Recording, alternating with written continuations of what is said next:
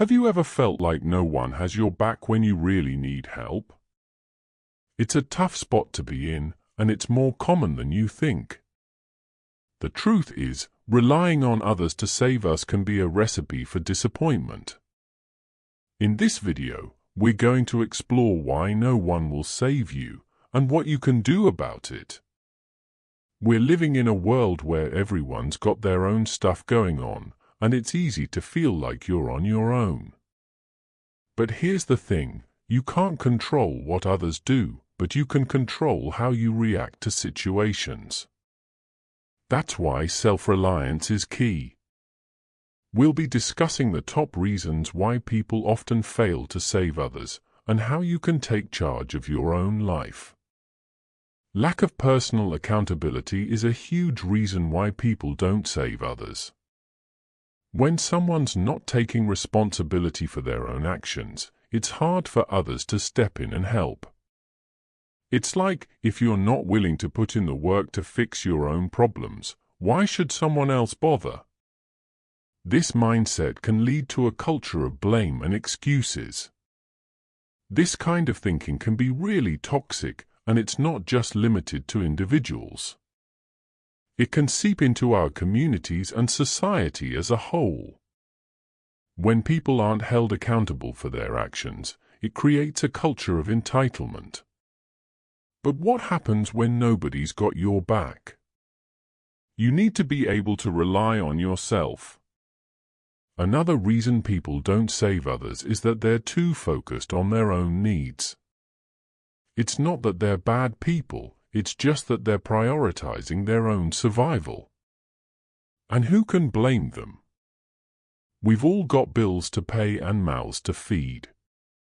But when everyone's looking out for number one, it can be tough to find someone willing to lend a hand.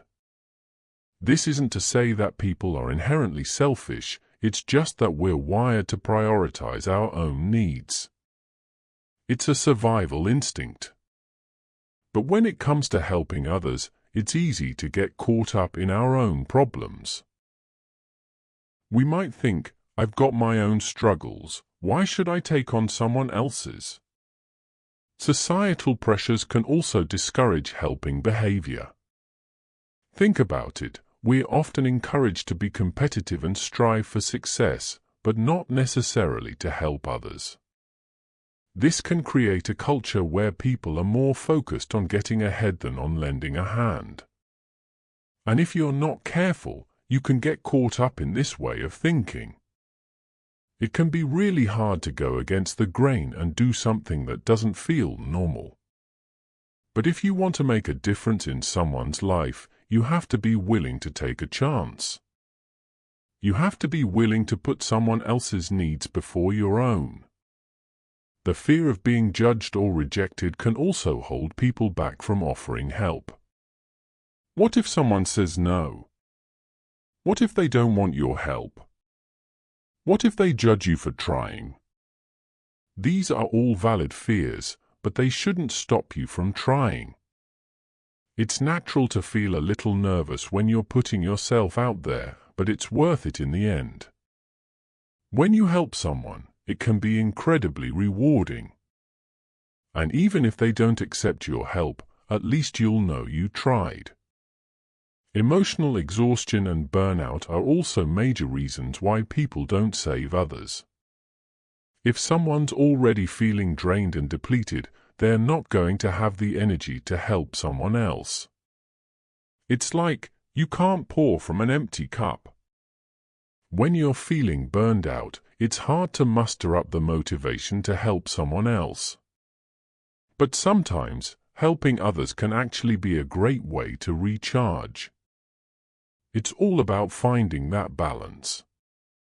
The misconception that help will always be available when needed is another reason people don't save others.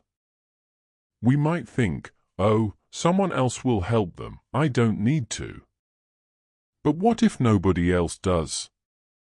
When we assume someone else will step in, we're not taking responsibility for our own actions. We're not being proactive. And that's when problems can really arise. So what can you do about all this? It starts with being proactive and taking charge of your own life. Don't wait for someone else to save you, save yourself.